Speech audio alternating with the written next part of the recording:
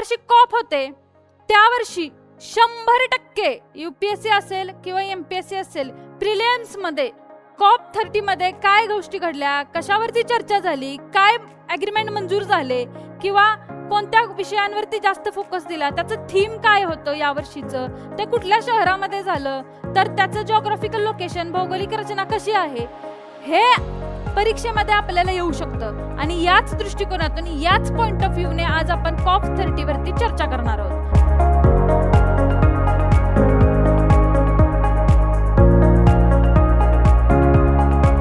तर आता कॉप 30 म्हणजे काय? कॉन्फरन्स ऑफ पार्टीज का कंडक्ट करण्यात आल्या, का त्या घेण्यास सुरुवात केली सर्व देशांनी मिळून? तो ग्लोबल वॉर्मिंग, डिफॉरेस्ट्रेशन, मरुस्थलीकरण म्हणजे वाळवंटीकरण चाललेलं आहे जमिनींचं, आपल्या पिकण्यायोग्य शेती आपल्याला राहिलेली नाही, फ्लड्स, पूर येतात अनेक ठिकाणी. तर हे जे सगळे काही आता परिणाम आपल्याला दिसायला लागलेले आहेत याच्यावरती गांभीर्याने विचार करण्यासाठी सर्व देश एकत्र जमतात, ती म्हणजे कॉप 30. बरोबर? तर बघा विद्यार्थी मित्रांनो, जेव्हा माणूस जगला, अश्मयुगापासून त्याने स्वतःची प्रगती केली, आपल्या देशाची प्रगती केली, आपला विकास केला, अनेक टेक्नॉलॉजी डेव्हलप केल्या, पण यामध्ये त्यानं कधी पर्यावरणाचा विचार केला नाही. म्हणजे कसं आहे, आपल्याला पृथ्वीनं सर्व काही दिलं, आपल्याला पृथ्वीनं काय केलं, सर्व काही दिलं, पण आपण रिटर्न मध्ये देताना पृथ्वीला काहीच देऊ शकलेलो नाही आजपर्यंत. मग असं झालं की पृथ्वी आहे, ही पृथ्वी आहे, हिच्यातनं आपण काय केले, सोर्स घेतले सगळे काढून. हे सोर्स काढून घेतल्यानंतर काय केलं, मग आपण तिची एन्जॉयमेंट केली, आणि ही एन्जॉयमेंट करून झाल्यानंतर मग आपल्याला पार्टीज आठवल्या, मग आपण कॉन्फरन्स ऑफ पार्टीज कंडक्ट करायला चालू केल्या. बरोबर आहे? मग ह्याची पहिली जी कॉन्फरन्स होती ही 1992 साली बर्लिन या शहरात झाली. कुठं आहे बर्लिन? तर जर्मनीची राजधानी. ओके, ही कॉपची पार्श्वभूमी. आता बघा, तर आपण आज काय बघणार आहोत, कॉप काय आहे किंवा कॉप 30चे काय जे मूलभूत माहिती आहे, मुख्य उद्दिष्ट काय आहेत, त्याचं महत्व काय आहे आणि त्याचे परिणाम काय झालेत, आणि यामध्ये भारताची काय भूमिका असेल, हे आज आपण इथं बघणार आहोत. आता बघा, COP conference of the parties म्हणजे काय, तर United Nations Framework Convention on Climate Change. बघा, युनायटेड नेशन्स म्हणजे बघा ही कशाच्या अंडर येते, तर युनायटेड नेशन्सच्या कुठल्या ह्याच्या अंडर येते, तर कन्व्हेन्शन ऑन क्लायमेट चेंज. बघा, हे कन्व्हेन्शन म्हणजे काय आहे हो, तर हा एक सर्व देशांनी एकत्र मिळून केलेला हा एक करार आहे, आणि या कराराच्या अंतर्गत काय होते, तर कॉन्फरन्स ऑफ द पार्टीज म्हणजे कॉप कंडक्ट केली जाते. बघा, हा काय आहे, हे आंतरराष्ट्रीय करार आहे. बरोबर आहे? तर या आंतरराष्ट्रीय करारामध्ये कोण येतील, तर सगळे देश येतील. म्हणजे सदस्य देश आहेत, त्या सदस्य देश काय करतात, तर दरवर्षी एका ठिकाणी सगळे एकत्र जमतात आणि त्यावरती हवामान बदल किंवा त्यामध्ये झालेले दुष्परिणाम आहेत किंवा हवामानात आता भविष्यात काय बदल घडतील याच्यावरती ते चर्चा करतात. आता बघा, बघा यावर्षी कुठं झाली कॉप 30, तर कुठं झाली, बेलेम या शहरात. कुठं आहे शहर, हे ब्राझील मध्ये. बरोबर आहे? आता इथं कॉन्फरन्स झाली, तर ही बेलेमचं खास वैशिष्ट्य काय आहे, तर ते अमेझॉन रेन फॉरेस्ट क्षेत्रात येतं. बरोबर आहे का? अमेझॉन मध्ये काय आहे, तर रेन फॉरेस्ट क्षेत्र आहे, म्हणजे रेन फॉरेस्टची जंगल आहेत. तर अशा ठिकाणी घनदाट जंगल असणाऱ्या ठिकाणी काय झालेले या वर्षीची कॉन्फरन्स झालेले. आणि ही आता MPSCच्या दृष्टिकोनातून सगळ्यात महत्वाची. बघा, MPSC मध्ये जर समजा तुम्हाला विचारलं की अमेझॉन परिसरात होणारी ही कितवी परिषद आहे, तर सगळ्यात महत्वाचं बघा, आयोग याच्यावरती बारीक लक्ष ठेवून असतो. कितवी परिषद आहे, पहिली परिषद आहे. कितवी, पहिली. आणि हे अत्यंत महत्वाचे, कारण की अमेझॉनचे रेन फॉरेस्ट हे पर्यावरणाच्या दृष्टिकोनातून अत्यंत महत्वाचे असणारे जंगल आहेत. त्यामुळे अमेझॉनच्या परिसरात होणारी ही कितवी परिषद आहे, तर पहिलीच परिषद आहे. ओके, तर आता बघा पुढं, हे काय आहे, बरोबर आहे, हा काय आहे, ब्राझीलचा मॅप आहे. बघा, ब्राझीलचा हा काय आहे, नकाशा आहे. कारण हे पण महत्वाचं आहे मुलांनो, कारण की परीक्षेत जेव्हा आपल्याला जिओग्राफिकल लोकेशन विचारलं जाईल त्यावेळी आपल्याला मॅपिंग सुद्धा पर्यावरणामध्ये तितकंच महत्वाचं आहे. आता बेलेम या शहरामध्ये कॉन्फरन्स झालेले, मग बेलेम हे शहर कुठे येतं, कुठल्या देशामध्ये येतं, कुठल्या खंडामध्ये येतं, कुठला कुठला महासागर त्याला जवळ आहे, हे सुद्धा आपल्याला बघणं तितकंच गरजेचं आहे. आता बघा, आपल्याला काय दिसतंय, इथं हे शहर दिसतंय, हे काय आहे, बेलेम शहर. इथं काय झाली, या वर्षीची झाली COP30, बरोबर आहे. आता बघा, हे काय आहे, हा काय आहे, पूर्ण अमेझॉन नदीचा परिसर आहे. म्हणजे हे काय, अमेझॉन नदीचं खोरं आहे, आणि या अमेझॉन नदीच्या खोऱ्यामध्ये काय आहे, बेलेम शहर आहे. आता ही कोणत्या देशामध्ये येतं, तर ब्राझील. आणि ब्राझील कुठे येतं, तर दक्षिण अमेरिका खंडामध्ये ब्राझील येतो. कुठे येतो,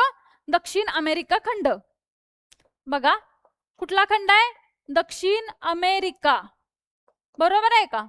या खंडात काय येतो, ब्राझील. आणि या ब्राझीलचं एक शहर आहे, त्याचं नाव आहे बेलेम. कुठे येतं ते, अमेझॉन नदीच्या पात्रामध्ये. आता हे बघा, हे महत्वाचं ठिकाण आहे, मकापा पोर्ट. आता बेलेम हे पण एक पोर्ट आहे, मकापा हा पण एक पोर्ट आहे. आता हे बघा, माराजो आयलंड हे एक त्याला लागून असणारं महत्वाचं आयलंड आहे. म्हणजे उद्या परीक्षेमध्ये असा जर MCQ फ्रेम झाला की मकापा माराजो आयलंड हे कुठं येतं, तर बेलेम शहराच्या जवळ येतं. कुठे येतं, तर अटलांटिक ओशियन म्हणजे अटलांटिक महासागरामध्ये काय येतं, माराजो नावाचं आयलंड येतं. आणि बेलेम हे देखील अटलांटिक ओशियन मध्ये असणारं काय आहे, एक महत्वाचं बंदर आहे. त्यामुळे परीक्षेच्या दृष्टिकोनातून अत्यंत महत्वाचं असणारं हे ठिकाण आहे. कारण या वर्षी या ठिकाणी काय झालेले आहे, COP30 म्हणजे 30वी कॉन्फरन्स ऑफ द पार्टीज इथं काय झालेले, कंडक्ट झालेले. त्यामुळे हे आपल्याला अत्यंत महत्वाचं असणारी गोष्ट आहे. ओके, तर चला आता आपण पुढे बघू. काय बघा, या वर्षीच्या कॉन्फरन्स मध्ये काय काय घडलं, आता ते आपण व्यवस्थित बघूया. काय आहे या वर्षी, तर पॅरिस करार 2015 साली काय झाला, पॅरिस करार झाला. आता हे कसा झाला हे आता आपण जरा बघूया. बघा, काय झालं, जेव्हा सगळ्या देशांच्या लक्षात आलं की आपण पृथ्वीला आता खूपच खराब करून टाकलेले, खूपच कार्बन इमिशन झालेलं आहे, खूप सारे असे घातक वायू आहेत ते आता हवेमध्ये पसरत आहेत, त्याच्यामुळे ग्लोबल टेम्परेचर वाढत आहे आणि आपले हिमनग असतील किंवा जलप्रदूषण असेल ते अतिशय फास्ट गतीनं वाढत आहे. त्यामुळे यावरती काही ना काहीतरी बंधन आणण्यासाठी, यावरती प्रत्येक देशाने स्वतःहून काहीतरी जबाबदारी घेऊन यावरती उपाययोजना करण्यासाठी सर्व देशांनी काय केलं, तर 1972 साली आपल्याला जागृती आली. बघा, 1972 साली आपल्याला काय झालं, जाग आली की आपल्याला काय केलं पाहिजे, पर्यावरणाचं संवर्धन केलं पाहिजे. आणि मी तुम्हाला एक गोष्ट सांगते मित्रांनो, ह्याच्या आधी आतापर्यंत एकदाही कुणाला असं वाटलं नाही की आपण जे करतोय हे ना भविष्य आपलं धोक्यात येणार आहे, असं एकदाही कुणाला वाटलं नाही. पण 1972 ला परिस्थिती हाताबाहेर जायला लागली, अनेक देशामध्ये पूर आले, अनेक देशामध्ये दुष्काळ पडला. त्यामुळे सगळ्यांना आता हे कळून चुकलं होतं की पर्यावरणाचं संवर्धन केल्याशिवाय आपलं जगणं शक्य नाही.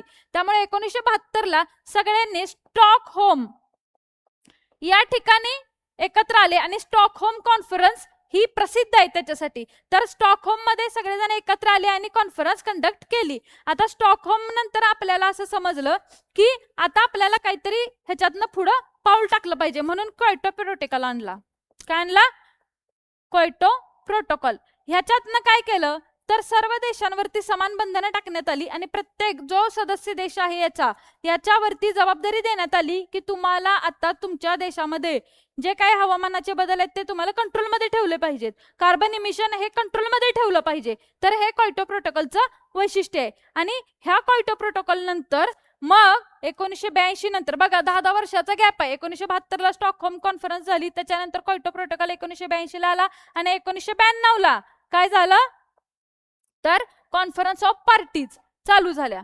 बरोबर आहे. मग 1992 ला जेव्हा कॉन्फरन्स ऑफ पार्टीज चालू झाल्या तेव्हा पहिली कॉन्फरन्स बर्लिन मध्ये या शहरामध्ये झाली. तर हा असा आपला इतिहास आहे. मग तेव्हा आपल्याला समजलं की आता आपल्याला काही ना काहीतरी बदल करणं गरजेचं आहे. आता बघा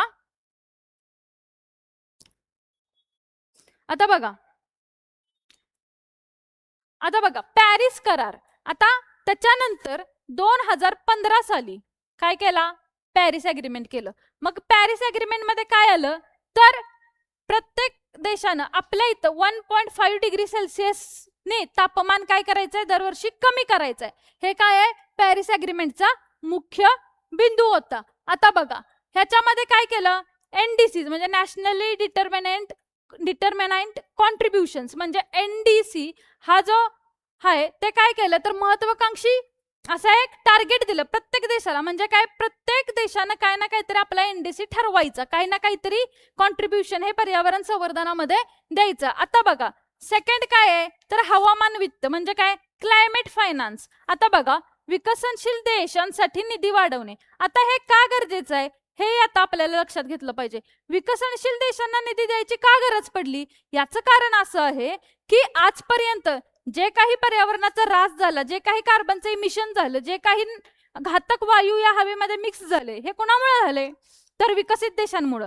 त्यांनी काय केलं, जे इंडस्ट्रियल रिव्हॉल्युशन झालं, औद्योगिक क्रांती झाली, त्यामध्ये अनेक कारखाने खोलले, अनेक मशीन्स खोलल्या. त्याच्यामुळे काय झालं, अनेक कारखाने खोलल्यामुळे काय झालं, हवेमध्ये जास्त प्रदूषण वाढलं आणि विकसित देश यातून स्वतःचा विकास करून घेऊ लागले. पण या बदल्यात काय झालं, विकसनशील देश हे मागे पडले. आणि जसं विकसित देशांनी प्रदूषण केलं म्हणजे ह्याचा अर्थ विकसनशील देशांना त्याचा फटका बसणार नाही असं आहे का, नाही. तर 100% विकसनशील देशांना सुद्धा याचा 100% फटका बसणारच आहे. पण यामध्ये विकसनशील देशांची काय चूक आहे, आता एक लक्षात ठेवा. आपल्या भारतामध्ये, आता आपला भारत देश हा काय आहे, विकसनशील देश आहे, बरोबर आहे. आता आपला भारत विकसनशील देश आहे. आपल्यामध्ये इंडस्ट्रीज कधीपासून चालू झाल्या, आपण धरू की मागच्या शतकापासून चालू झाल्या. पण अहो ब्रिटन, US असे जे युरोपियन देश आहेत किंवा अमेरिकेसारखा देश आहे, इथं कारखाने अनेक शतक झालं चालू आहेत. 16व्या शतकापासून तिथं औद्योगिक क्रांती सुरू आहे. तर मग हे असं असताना विकसनशील देशांना जे काही त्यांचं आतापर्यंत अधपतन झालेलं आहे या पर्यावरणाच्या ऱ्हासामुळं, ते कोण भरून काढणार. विकसित देशांनी तर स्वतः सगळी मलाई लाटली, पण विकसनशील देशांसाठी काय. तर आता या कॉन्फरन्समध्ये एक तोडगा त्यामध्ये काढण्यात आला की आजपर्यंत ब्रिटन असेल, US असेल, फ्रान्स असेल, जर्मनी असेल, यासारख्या अनेक विकसित देशांनी जो काही पर्यावरणाचा ऱ्हास केलाय ह्याची भरपाई करून देण्याची जबाबदारी सुद्धा याच देशांवरती आहे. मग आता काय करायचं, भारतामध्ये जर समजा आपल्याला क्लायमेट चेंज विषयी उपाययोजना करायची असतील किंवा काहीतरी बदल करून करायचा असेल किंवा कोणता तरी प्रकल्प या संदर्भात चालू करायचा असेल, तर पैसा कुठनं आणणार. ऑलरेडी विकसनशील देशांमध्ये त्यांचे वैयक्तिक प्रचंड प्रॉब्लेम आहेत. कुठं पोवर्टी आहे, कुठं एज्युकेशनचा प्रॉब्लेम आहे, कुठं तिथं कुपोषणाचा प्रॉब्लेम आहे. हे त्यांनी आधी विषय सॉल्व्ह करायचे का या पर्यावरणाच्या विषयामध्ये त्यांनी आधी पैसे खर्च करायचे.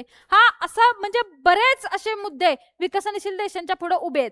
पण आता याची जबाबदारी जेव्हा घेण्याची वेळ आली तेव्हा फ्रान्स, US, जर्मनी असेल, ब्रिटन असेल, जे काही विकसित देश आहेत युरोपियन खंडातले किंवा अमेरिकन खंडातले, त्या सगळ्यांवरती ही जबाबदारी आली की तुम्ही काय करायचं, आता या देशांना काय करायचे, पैसे द्यायचे. मग यामध्ये सगळ्यात जास्त देश कुठे होते, तर आपला आफ्रिका खंड, आफ्रिका आणि दक्षिण आशिया या खंडामध्ये काय आहे, सगळ्यात जास्त विकसनशील देशांची संख्या आहे. मग आता युरोप आणि अमेरिकन देशांनी काय करायचं, तर यांना पैसे द्यायचे. हा काय झाला, हवामान मित्ताचा पाठ झाला.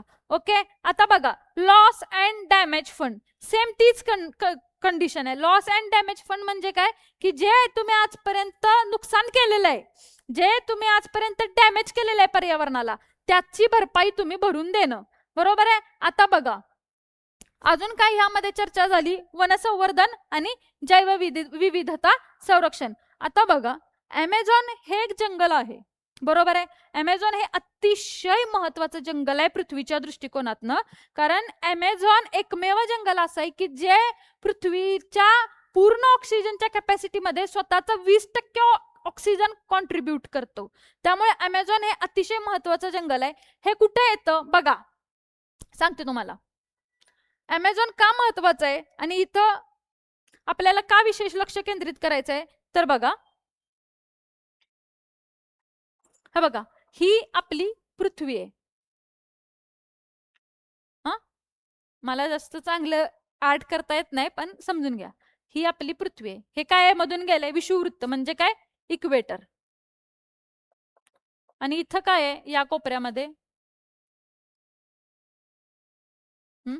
इथं काय आहे,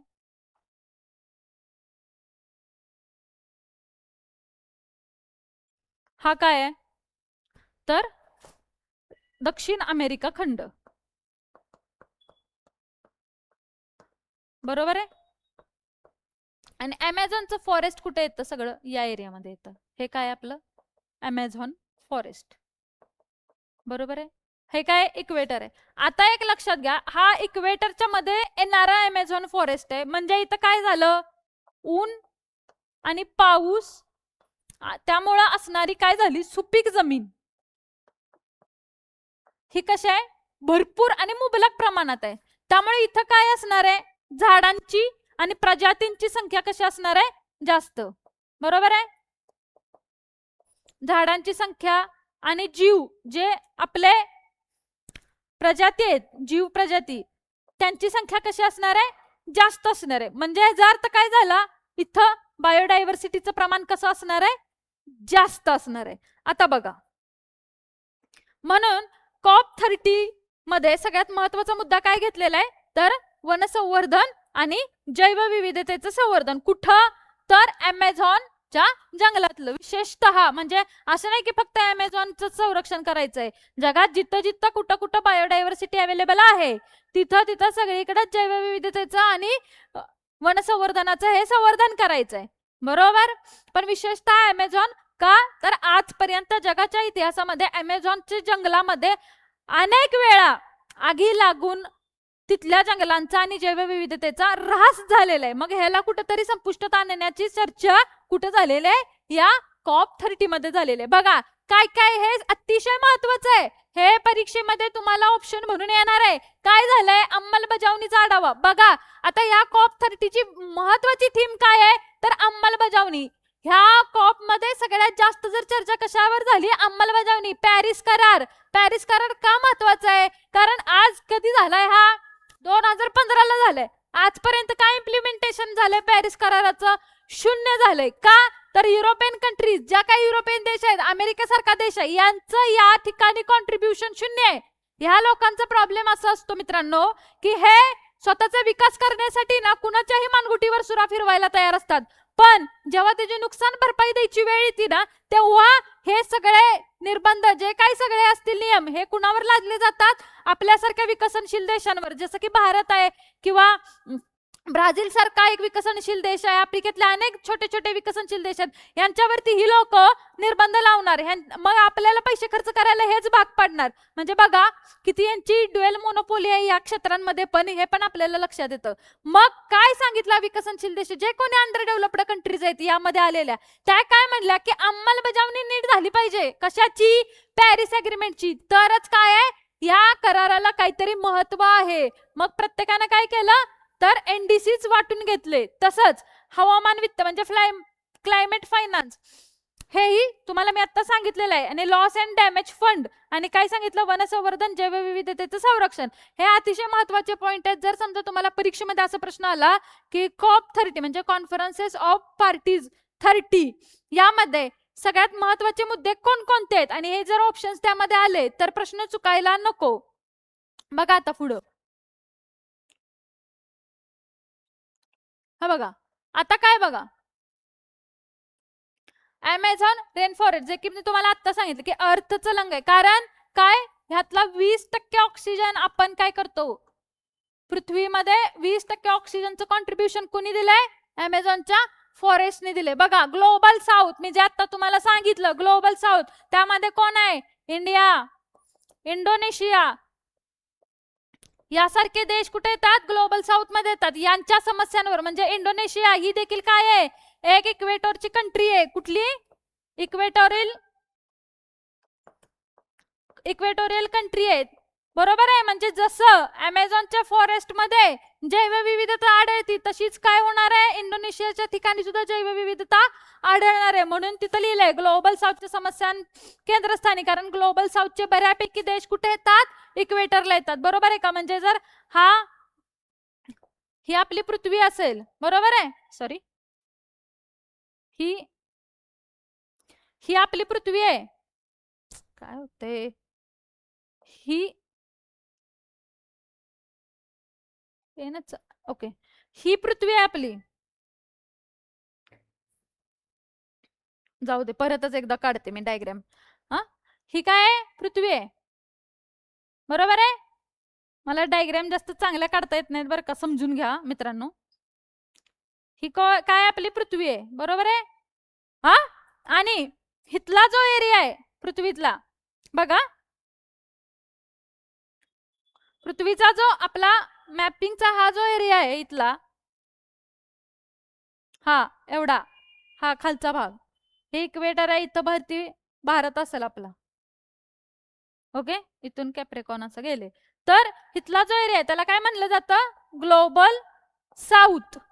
काय म्हणलं जातं? Global south. बघा यांच्या समस्या काय असतील तर बरोबर आहे ना, बायोडायव्हर्सिटीचा ऱ्हास म्हणजे काय? Impact on biodiversity. बायोडायव्हर्सिटी तिथली जैवविविधता संपत चाललेली आहे, किंवा समुद्राच्या पातळीवरची वाढ, कारण की इथले बऱ्यापैकी सगळे देश कसे आहेत तर बेटांच्या स्वरूपातले देश आहेत. इंडोनेशिया घ्या, सिंगापूर घ्या, यासारखे छोटे छोटे बाली सारखा देश इथं खाली आहे. हे सगळे जे ग्लोबल साऊथ मधले देश आहेत हे कसे आहेत? बेटांच्या स्वरूपात असणारे देश आहेत. जर समजा इथं युएस ना आणि युरोपनी जर टेम्परेचर वाढवलं तर काय होणार आहे? इथली सी लेवल काय होणार आहे? समुद्राची पाण्याची पातळी वाढणार आहे, कारण वरचे हिमनग सगळे काय होणार आहेत? वितळून त्याचं पाणी तयार होणार. मग यांची परत भविष्य यांची संकटात आहेत. हे देशच्या देश समुद्राच्या पाण्याखाली गाडू शकतात, इतकी भयंकर परिस्थिती या देशांवरती आज आहे. त्यामुळं यांच्या समस्या केंद्रस्थानी ठेवण्याचं विशेष कारण म्हणजे अनेक असे काही प्रॉब्लेम आहेत या देशांचे, ते आहेत. त्यामुळे ग्लोबल साऊथला विशेषतः COP30 मध्ये महत्वाचं स्थान देण्यात आलेलं आहे. आता बघा पुढचं काय आहे? Climate justice common but differentiated responsibilities. असं का म्हणलंय? कारण की यामध्ये क्लायमेट जस्टिस म्हणजे बरोबर आहे ना, ज्यांनी केलं त्यांनीच ते भोगायला पाहिजे, पण ते भोगायला आले दुसऱ्याला, त्यामुळे हा योग्य न्याय होत नाही. जसं मी तुम्हाला मागाशी सांगितलं की औद्योगिक क्रांती कुठे झाली? युरोपमध्ये झाली, अमेरिकेत झाली. याचा फायदा आपल्याला काय झाला का? आजपर्यंत नाही. त्याच्या बदल्यात आपल्याला काय मिळालं ते तुम्हाला सगळ्यांना माहिती आहे, तो विषय आजचा नाही आपला.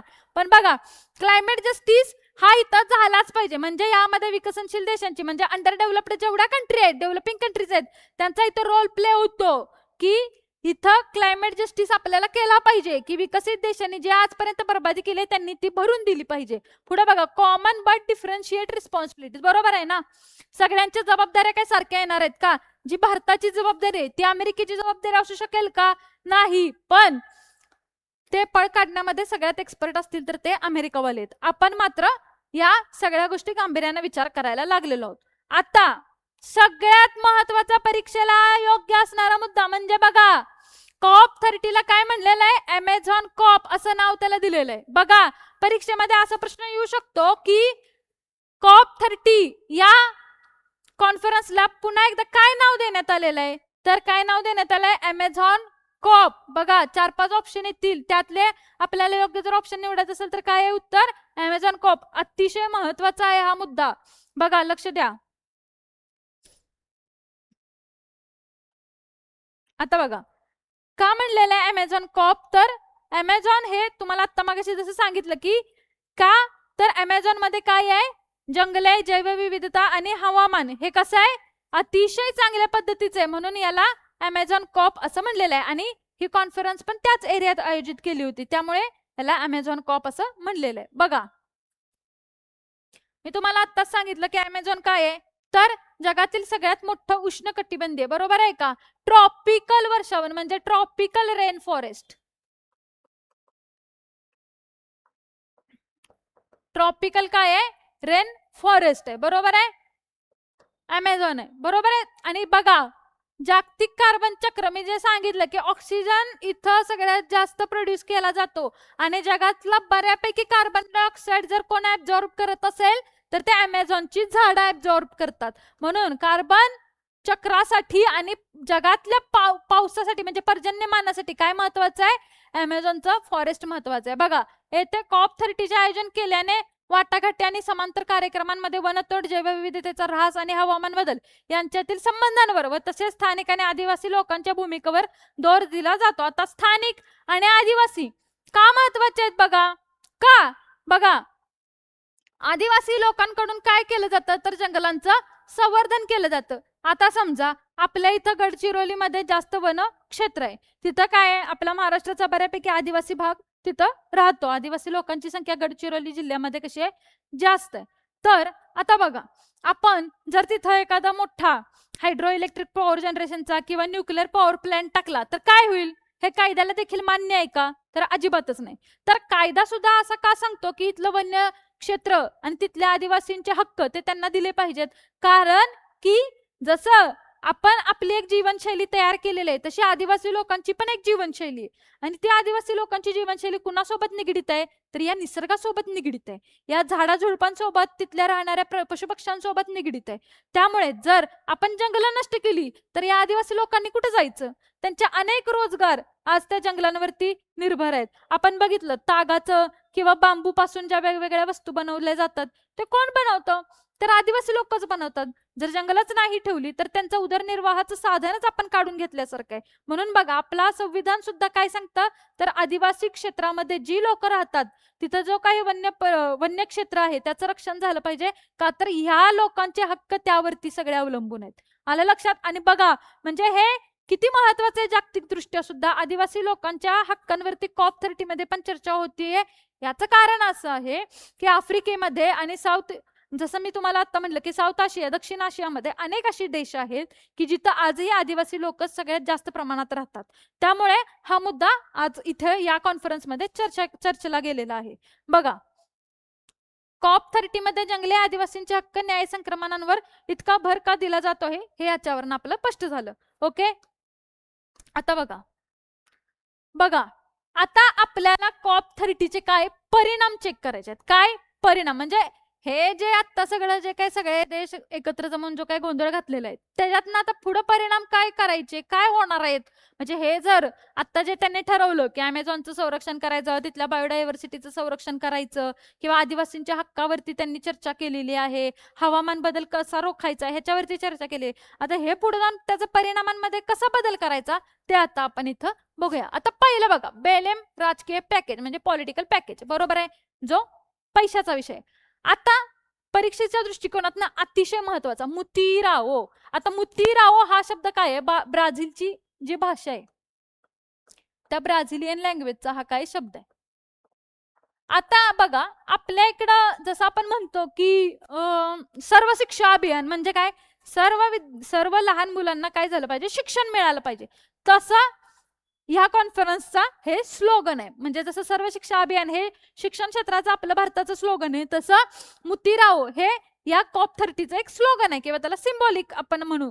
जसं की मुतीराओ म्हणजे काय, एकत्र येणे. याचा अर्थ काय, एकत्र म्हणजे सर्वांनी एकत्र येऊन हे काम करायचं आहे. नुसतं भारत किंवा ब्राझील यासारख्या देशांनी फक्त याच्यावरती विचार करून उपयोगाचं नाही, तर जगातल्या सगळ्या विकसित आणि अविकसित दोन्हीही देशांनी एकत्र येऊन जे काम करायचंय ते काय सांगतं मुतीराओ ॲग्रीमेंट. आता या कॉन्फरन्स मध्ये काय झालेलं आहे, मुतीराओ ॲग्रीमेंट झालेलं आहे. सगळ्यात महत्वाचा मुद्दा मुतीराओ ॲग्रीमेंट हा काय आहे,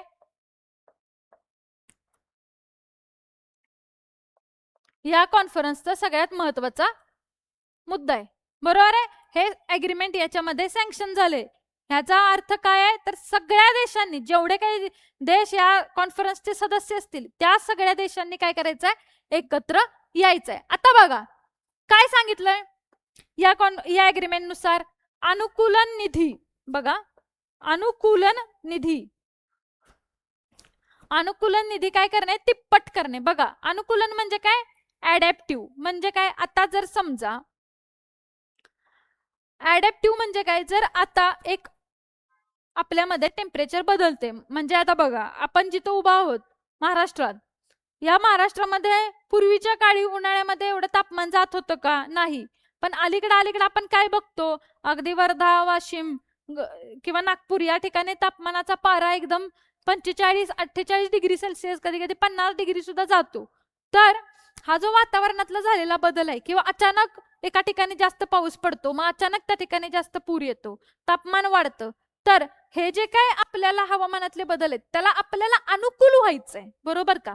आता जर आपण तापमान वाढलं आणि त्याला जर आपण प्रतिकूल राहिलो तर आपण जगू शकणार आहोत का, नाही. मग त्याला अनुकूल राहायचंय आपल्याला. मग त्याच्यासाठी ज्या काही आपल्याला उपाययोजना करायला लागतील त्याला पैसे तर लागतील ना. बघा मित्रांनो, या देशामध्ये या जगामध्ये काही फुकट येत नाही, प्रत्येक गोष्टीला पैसा हा मोजावाच लागतो. पण या कॉन्फरन्स मधनं आपल्याला एक गोष्ट लक्षात येते का की ज्यांनी ह्या चुका केल्यात त्यांनाच ते पैसे द्यायचे, म्हणून हा या ॲग्रीमेंट मध्ये विषय घेतलेला आहे. बघा अनुकूलन निधी तिप्पट करणे म्हणजे काय, अनुकूलन निधी किमान तिप्पट करण्यासाठी बघा 2035 पर्यंत हवामान कृतीसाठी दरवर्षी किमान 1.3 ट्रिलियन डॉलर जमा करण्याची वचनबद्धता दर्शवली. बघा आता कुणी किती पैसे द्यायचे हे नाही ठरलं, म्हणजे अगदी अमेरिकेने तर ह्याच्यातनं काढताच पाय घेतलाय या वर्षी सुद्धा. पण बघा तरी पण अनुकूलन निधी किती केलाय, तिप्पट केलाय. तो कधीपर्यंत द्यायचा आहे त्यांना, 2035 पर्यंत. आणि किती द्यायचा आहे, 1.3 ट्रिलियन. म्हणजे हाही मुद्दा परीक्षेसाठी अतिशय महत्वाचा आहे, ह्याचा ऑप्शन तयार होऊ शकतो. 2035 पर्यंत हवामान कृतीसाठी किती द्यायचे आहेत पैसे, 1.3 म्हणजे 1.3 ट्रिलियन डॉलर एवढी पैसे जमा करण्याची जबाबदारी या एग्रीमेंट मध्ये दिलेली आहे. बघा हवामान वित्त कार्य कार्यक्रम, बघा विकसित देशांकडून, बघा परत आता इथं मुद्दा आलेला आहे, विकसित देशांकडून कलम 9.1. आता हे कलम कुठलं आहे तर पॅरिस एग्रीमेंट, पॅरिस एग्रीमेंटचं हे कलम आहे, बरोबर आहे. आता हे कलम काय सांगतं तर विकसित देशांकडून अनिवार्य अशी मदतीची आवश्यकता असलेल्या कलम 9.1 च्या जबाबदाऱ्यांची तपासणी आणि अंमलबजावणी करण्यासाठी 2 वर्षांचा कार्यक्रम स्थापित करण्यात आलाय, म्हणजे 2 इयर प्रोग्राम, बरोबर आहे का. 2 वर्षाचा काय केलाय प्रोग्राम. आता बघा मी मगाशी सुरुवातीला एक तुम्हाला वाक्य सांगितलं की काय आहे अंमलबजावणी. COP30 मध्ये सगळ्यात महत्वाचा विषय झालाय अंमलबजावणी.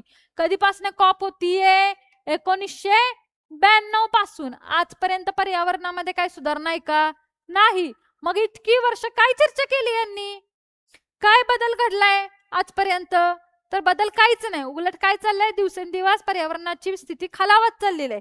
मग आता नवीन काय चर्चा करण्याची गरजच नाहीये. जे जुना आजपर्यंत सँक्शन करत आणलेलं आहे, जे जुने अग्रीमेंट आहे, जे जुने करार आहेत, जे जुने कायदे तयार केलेले आहेत, त्यांनी काय करायचंय, इथनं पुढे तेच कायदे कसे अंमलात आणायचे याच्यावरती या कॉन्फरन्सचं सगळ्यात महत्वाचं म्हणजे लक्ष होतं. आता बघा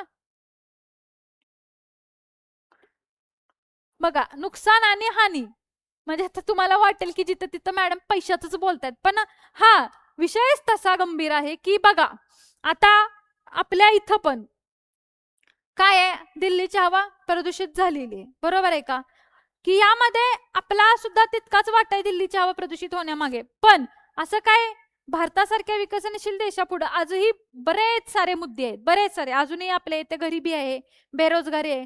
हे मुद्द्यांवरती सरकारने सध्या पैसे खर्च करायचे का पर्यावरणावरती पैसे खर्च करायचे, हा सरकार पुढे आजही सगळ्यात मोठा असलेला विषय आहे.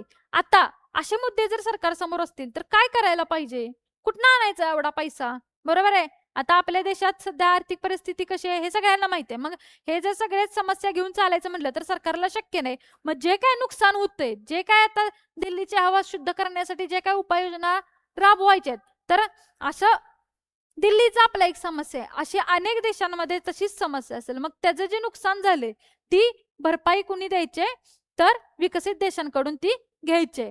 बघा काय लिहिलंय, हवामानामुळे असुरक्षित असलेल्या राष्ट्रांना त्वरित त्वरित, आता दिल्लीच्या बाबतीत तर त्वरित हा शब्द लागूच पडतो कारण आता भयंकर परिस्थिती आहे दिल्लीची, त्या आर्थिक मदत सुनिश्चित करण्यासाठी हा निधी कार्यान्वित करण्यात आला, बरोबर आहे.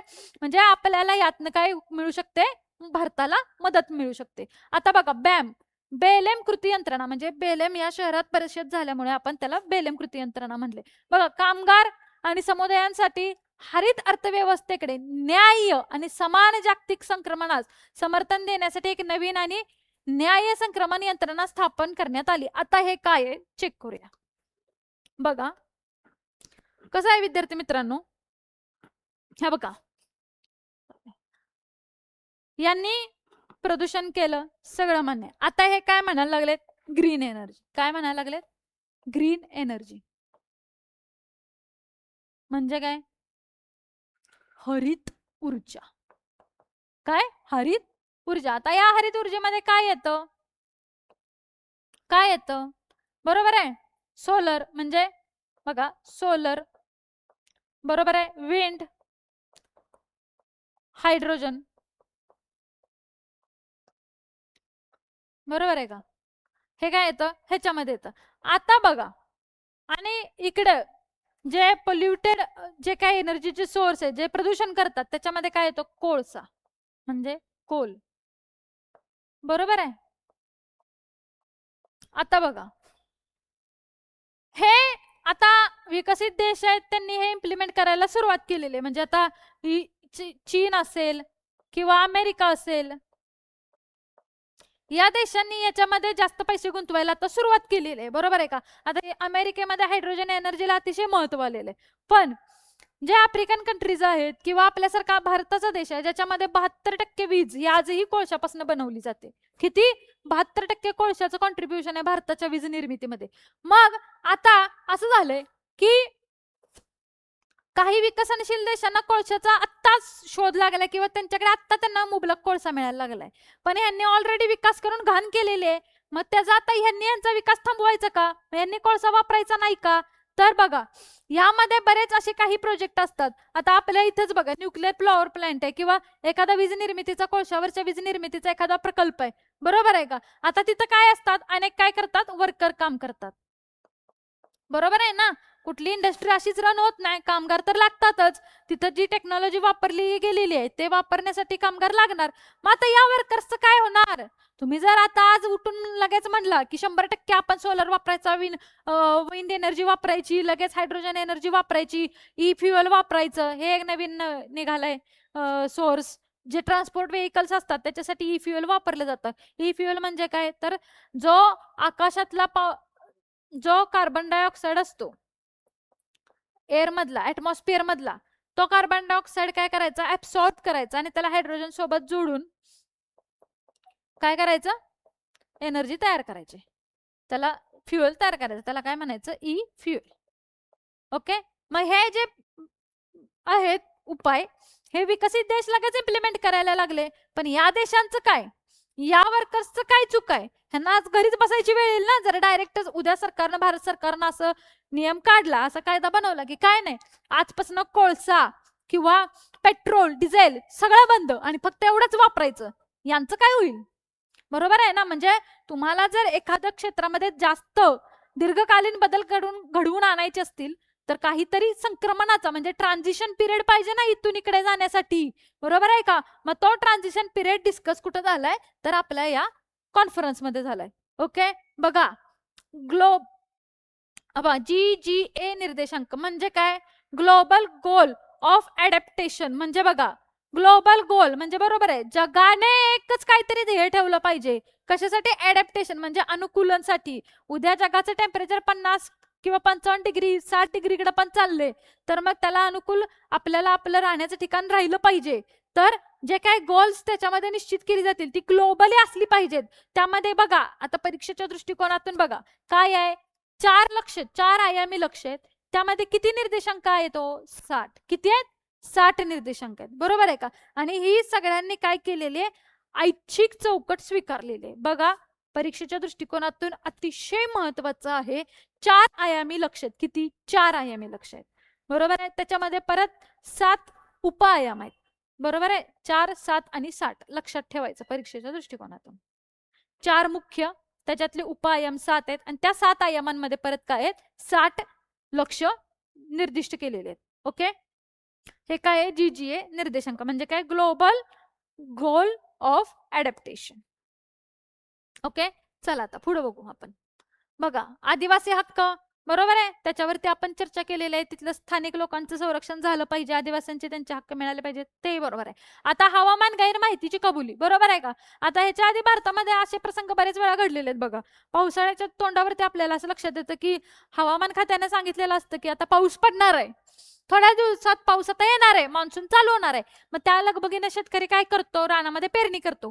पण बरेच दिवस होऊन गेले तरी पाऊस काय पडतच नाही. मग त्याची पेरणी परत काय करते, त्याला फेल करते. मग काय करावं लागतं, शेतकऱ्याला दुबार पेरणी करावी लागते. मग जेव्हा दुबार पेरणीचं संकट शेतकऱ्यावर येतं तेव्हा लोड कोणावर येतो, सरकारवर येतो. कारण दुबार पेरणीला मग जी सबसिडी द्यावी लागते ती कोणाकडनं जाती, सरकारकडनं जाती. मग बघा, जी मिस इन्फॉर्मेशन कोणाकडनं झालेलं आहे, हवामान विभागाकडनं झालेलं आहे. त्याची नुकसान भरपाई कोणाला करावी लागली, शेतकऱ्याला नाही सरकारला.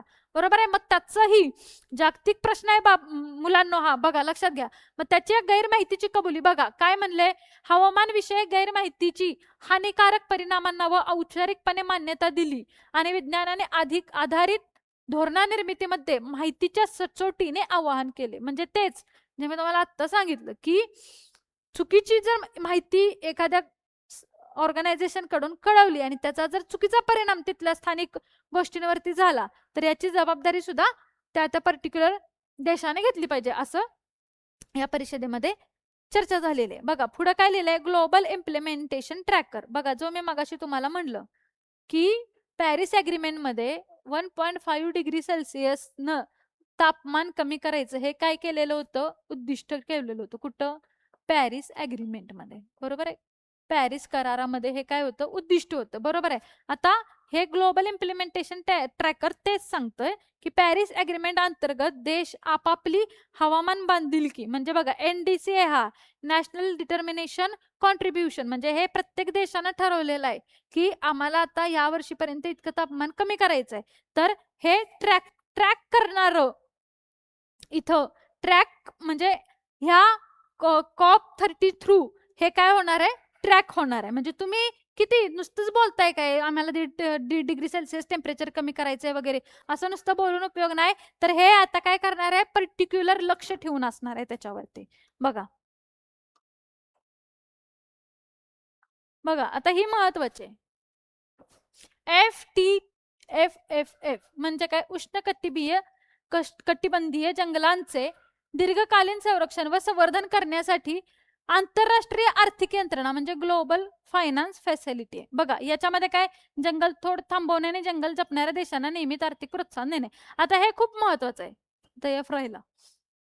बघा काय आहे, तर तुम्ही काय करायचं, तुमच्या देशामध्ये आता भारत आहे तर भारतामध्ये ज्या ज्या ठिकाणी जंगल आहेत ती काय करायची, जंगलं वाचवायची. आणि जेवढी तुम्ही जंगलं वाचवाल तेवढे काय मिळणार आहे तुम्हाला, एक्स्ट्राचे पैसे. म्हणजे काय झालं, तर तुम्ही जंगलतोड रोखायची. तुम्ही जेवढे तुमच्या देशातली जंगलं संरक्षित करणार तेवढे तुम्हाला काय करणार आहे, UNFCCC कडून काय करणार आहे, तुम्हाला पैसे मिळणार आहेत, बरोबर आहे. आता बघा महासागर आणि बघा ओशियन आणि सुपर पोल्युटेंट. आता बघा यामध्ये ओशियन्स म्हणजे महासागर ही पर्यावरणाच्या दृष्टिकोनातून अतिशय महत्वाचं आहे, इम्पॉर्टंट आहे. म्हणून काय केलंय, महासागर आणि त्यातले सुपर पोल्युटंट्स म्हणजे बघा ओशियन्स मध्ये काय, WNDC चॅलेंज म्हणजे बघा 17 देश यामध्ये काय, 17 देश यामध्ये उतरलेले आहेत.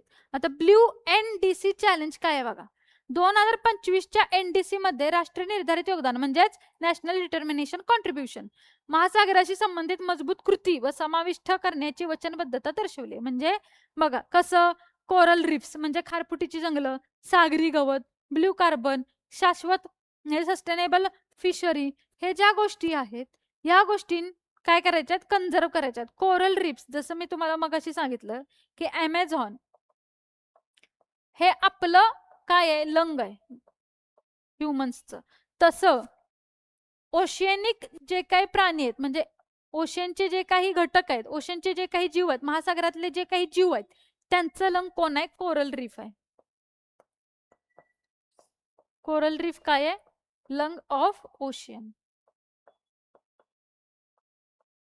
कोण आहे, कोरल रीफ आहे. बघा मग काय आहे, महासागर म्हणजे ओशियन्स अँड सुपर पोल्युटंट्सचा काय संबंध आहे, तर तुम्ही ह्या सगळ्या गोष्टींचं काय करायचंय, संवर्धन करायचं. आता आपल्यामध्ये लक्षद्वीप असेल, केरळ असेल, तमिळनाडूचा काही भाग असेल किंवा सुंदरबन सारखं आपलं ठिकाण आहे जिथं सगळ्यात मोठे आपल्याला कोरल रिफ्स आणि मँग्रोव्ज खूप आढळून येतात सुंदरबनच्या ठिकाणी. मग अशा ठिकाणी काय केलेलं आहे, तर अशी जी ठिकाणं आहेत भारतातली तर ती संरक्षण करण्याचं म्हणजे नॅशनल डिटर्मिनेशन कॉन्ट्रीब्युशन म्हणजे काय, तर आपण स्वतः ठरवलेलं आहे, भारतानं स्वतः ठरवलेलं आहे की आमचे जेवढे काही कोरल रिफ्स असतील, आमचे जेवढे काही मँग्रोव्हची जंगल असतील ती काय करायचे आहेत, आम्हाला प्रोटेक्ट करायचे आहेत. हे आपण आपल्या NDC मध्ये ऍड करून घेतलेलं आहे, बरोबर आहे. तर बघा आता हे जे आहे सुपर पोल्युटंट्स म्हणजे सुपर पोल्युटंट मध्ये काय येतं, मिथेन येतं, कार्बन डायऑक्साईड येतं, सल्फर मोनॉक्साईड येतं. जी काय प्रदूषण तयार करणारी जी काही घटना आहेत म्हणजे ब्लॅक कार्बन आहे, HFC सारखे अल्पयुष्य हवामान प्रदूषकांना काय करायचंय, आपल्याला कमी करायचंय. म्हणजे काय करायचंय, यांचंही प्रमाण आपल्याला कमी करायचंय. ओके बघा परत एकदा पॅरिस अग्रीमेंटचा आपल्याला काय करायचंय, इथं करार आलाय. काय आहे करार सॉरी एक कलम आहे. काय आहे कलम 9.1 नुसार काय दिलेलं आहे, हवामान वित्त पुरवठा हे कायदेशीर बंधन आहे. बाई US आणि अनेक देश आपल्याला असे युरोपियन अनेक देश आपल्याला काय म्हणतात, ही तुम्हाला दान दिले, भारताला काय केलंय आम्ही, दान दिले. पण हे दान नसून काय आहे, कायदेशीर बंधन आहे. हे जबाबदारी आहे तुमची, उपकार करत नाही तुम्ही भारताला पैसे देऊन. ही काय आहे तुमच्यावरती, पॅरिस अग्रीमेंट थ्रू कायदेशीर बंधन आहे. बघा, भारताने हवामान वित्तपुरवठ्याची एक स्पष्ट आणि सार्वत्रिकरित्या स्वीकार्य व्याख्या आणि दरवर्षी 1.3 म्हणजे 1.3 ट्रिलियन डॉलरचे उद्दिष्ट पूर्ण करण्यासाठी मागणी केली. म्हणजे यामध्ये आता आपल्याला भारताचं इनिशिएटिव्ह घ्यायचंय, म्हणजे भारताची काय भूमिका राहिलेली आहे COP30 मध्ये ते बघायचंय. काय सांगितलंय भारतानं, तर 1.3 ट्रिलियन डॉलर्सचे उद्दिष्ट पूर्ण करण्याची मागणी भारताने केलेली आहे. म्हणजे आजपर्यंत आपल्याला इंटरनॅशनल ऑर्गनायझेशन्स कडून क्लायमेट चेंजसाठी फंड व्यवस्थित आलेला नाही, पैसे व्यवस्थित मिळालेले नाहीत. तेच आता या कॉन्फरन्समध्ये भारतानं पुन्हा एकदा सांगितलंय की आम्हाला आता यावर्षी काय 1.3 म्हणजे 1.3 ट्रिलियन डॉलरची उद्दिष्टाची पूर्तता तुमच्याकडून झाली पाहिजे. बघा, भारताने पुढे काय म्हणलंय, समानता आणि सामायिक परंतु तत्वांची म्हणजे CBDRRC म्हणजे काय, तर तत्वांची पुनर्पुष्टी केली आणि विकसित देशांच्या ऐतिहासिक जबाबदारीवरती प्रकाश टाकला. आता हे बघा, ही कॉन्सेप्ट काय आहे ती समजून घेऊया. बघा, भारताने आणि असा युक्तिवाद केला की अनुकूलनाला म्हणजे ॲडॅप्टेशनला शमन इतकेच, म्हणजे जसं तुम्ही अनुकूलन करताय तसंच तुम्हाला शमवणारी सुद्धा, ती शमवण्यासाठी सुद्धा एखादी गोष्ट तेवढेच काय आपल्याला केलं पाहिजे, प्राधान्य दिलं पाहिजे. आणि CBAMS सारख्या व्यापार संबंधित उपायांना सुद्धा भारताने विरोध केला. आता हा काय विषय आहे हे आपण आता समजून घेऊया. इथं बघा काय असतं, तर US आहे आणि इकडं भारत आहे. आता समजा भारताने US ला टेक्सटाईल म्हणजे कापड काय केलं, पाठवलं, निर्यात केली म्हणजे एक्सपोर्ट केलं कुठं, US मध्ये. तर या करारानुसार काय होतं, तर हे जे कापड आहे, या कापड बनवताना जेवढा काय कार्बन उत्सर्जन झालेला आहे तो कार्बन काय करायचा, त्या कार्बन जो तयार झालेला आहे त्याचे पैसे काय करायचे, भारतानं US ला द्यायचे. हे काय संबंध, म्हणजे हे किती अन्यायकारक गोष्टी आहेत बघा यांच्या. म्हणजे आपण त्यांना कापड द्यायचं ते द्यायचंच, प्लस मध्ये हा कापड बनवत असताना जे काही कार्बनचं उत्सर्जन झालेलं आहे त्याचे पैसे सुद्धा काय करायचे, आपण US ला द्यायचे. म्हणजे अशा अन्यायकारक ज्या काही अटी आहेत त्या रद्द केल्या पाहिजेत, ही भारताची ठोस भूमिका होती. ओके, बघा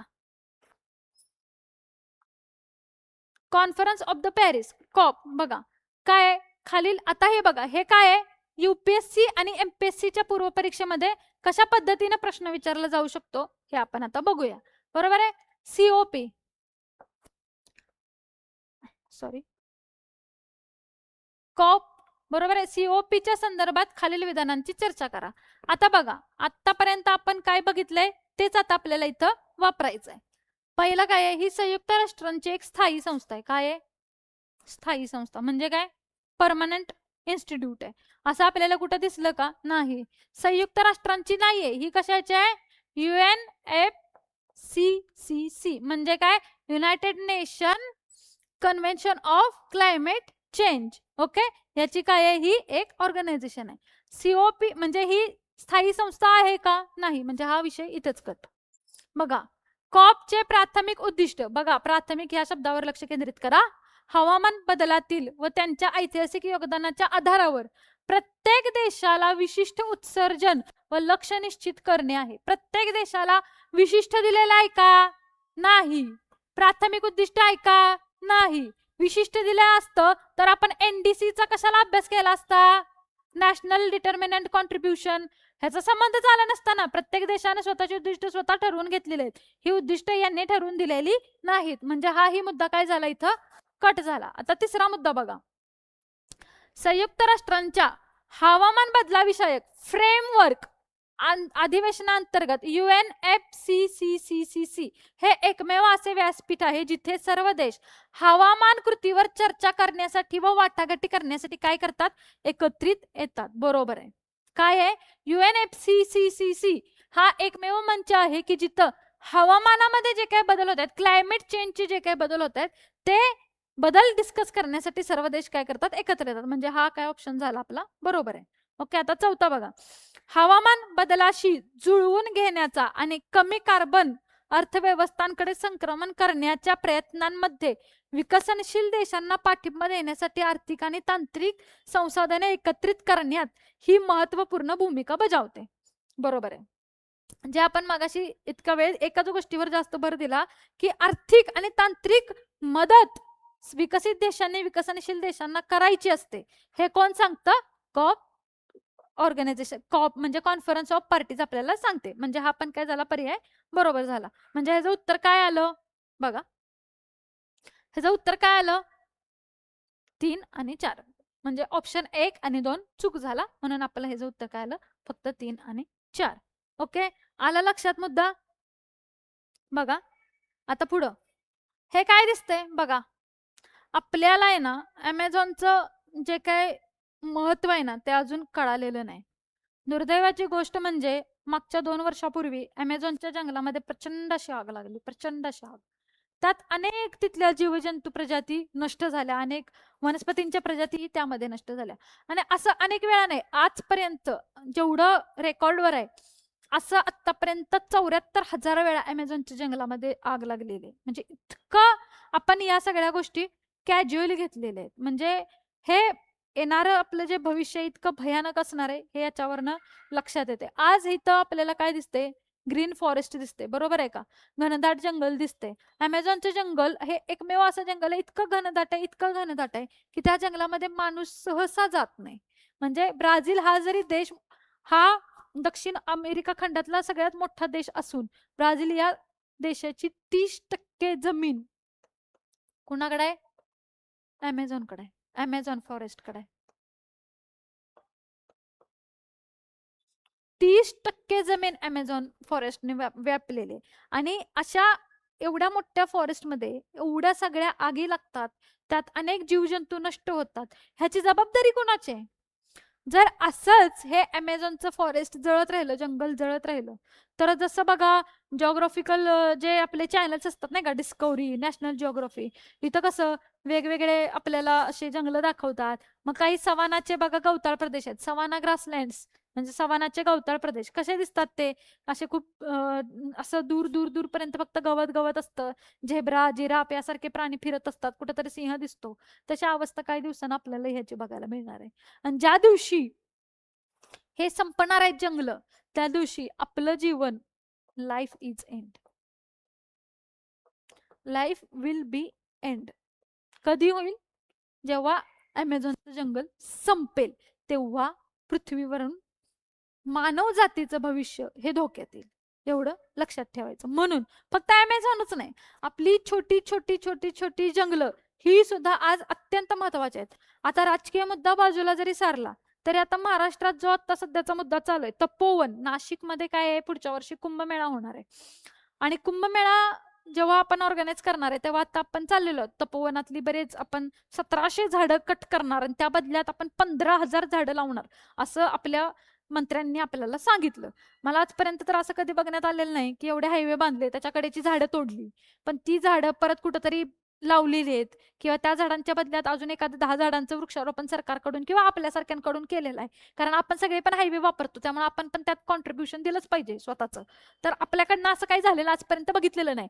म्हणजे आता आपल्याकडे जी झाडं आहेत, जी वडाचं पिंपळाचं झाड आहे जे सगळ्यात जास्त ऑक्सिजन प्रोव्हाइड करतं आपल्याला, अशी जर झाडं आपण सारखी सारखी कापत राहिली तर काय, जसं आज हे जंगल नष्ट झाल्यावरती पृथ्वीवरती जे संकट येणार आहे ते संकट हळूहळू आपण ही जंगल कट करून आणणारच आहे स्वतःवर. त्यामुळे आज एक लक्षात ठेवा मित्रांनो, आज अशी जंगलं वाचली तरच आपलं आयुष्य वाचणार आहे. जंगलं वाचली तर पृथ्वीचं तापमान कंट्रोलमध्ये राहणार आहे. जंगलं वाचली तर पृथ्वीचे तापमान कंट्रोलमध्ये राहील. तापमान कंट्रोलमध्ये राहिलं तरच आपल्याला हवे त्या वेळेमध्ये पाऊस येईल, हवे त्या वेळेमध्ये थंडी येईल, हवे त्या वेळेमध्ये उन्हाळा येईल. हे ऋतुचक्र कॉन्स्टंट राहील. का? तर जंगलांमुळं कार्बन इमिशन खूप कंट्रोलमध्ये राहतं. ग्लोबल वॉर्मिंगचा धोका अतिशय कमी प्रमाणात ग्लोबल वॉर्मिंगचा धोका हा अतिशय कमी प्रमाणात आपल्याला जाणवायला लागतो. त्यामुळं आपल्याला जंगलांचं संवर्धन करावं लागेल, तरच आपल्याला योग्य आणि मुबलक प्रमाणामध्ये पाऊस मिळेल, योग्य आणि मुबलक प्रमाणामध्येच सनलाईट मिळेल, ती 50-55 डिग्री सेल्सिअसकडे तापमान उन्हाळ्यात जाणार नाही, ते कंट्रोलमध्ये राहील आणि आपल्या सगळ्यांचं आयुष्य सुकर आणि सुरक्षित राहील. कसा मित्रांनो, आपण पैसा कमावण्याच्या नादामध्ये आपणच नाही, आपला वैयक्तिक पण आपला हा स्वार्थ असतो की आपल्याला जास्त पैसे कमवता आले पाहिजेत. पण मित्रांनो, पैसा पैसा पैसा कमवून जर इथं आपलं आयुष्यच जर राहिलं नाही, अनेक रोगांनी आपल्याला व्याधीने ग्रासलं, तर काय उपयोग आहे त्या डेव्हलपमेंटचा? आज अमेरिकेतल्या माणसाचं जे आयुष्य आहे, अमेरिकेमध्ये जो माणूस जसा राहतो, तसाच आज जगातल्या बाकीच्या सगळ्या देशातल्या लोकांना वाटतं की मी जसं अमेरिकेतला एक व्यक्ती जगतो तसंच मी आज माझं आयुष्य जगावं. पण तुमच्या एक लक्षात येते का, अमेरिकेतला एक माणूस जेवढं कार्बन इमिशन करतो, ते आपल्या भारतातल्या माणसाच्या कार्बन इमिशन पेक्षा 8 पटीने जास्त आहे. किती? 8 पटीनं. एकटा जो अमेरिकेतला माणूस कार्बन इमिशन करतोय, ती जी कार्बन इमिशनची जी व्याप्ती आहे, ती सहन करण्याची ताकद आज एकट्या पृथ्वीकडे राहिलेली नाही. अशा 8 ते 9 पृथ्वी घालाव्या लागतील, तेव्हा ते कार्बन पृथ्वीला ते झेपणार आहे, ते सहन होणार आहे. आणि जर जगात आज 800 कोटी लोकसंख्या आहे, किती? 800 कोटी. एवढी लोकसंख्या आहे. जर 800 कोटी जनतेनं ठरवलं की मला अमेरिकेच्या माणसासारखं आयुष्य जगायचंय, तर अशा किती पृथ्व्या आणल्या तरी आपल्याला पुरतील का हो? पुरतील का?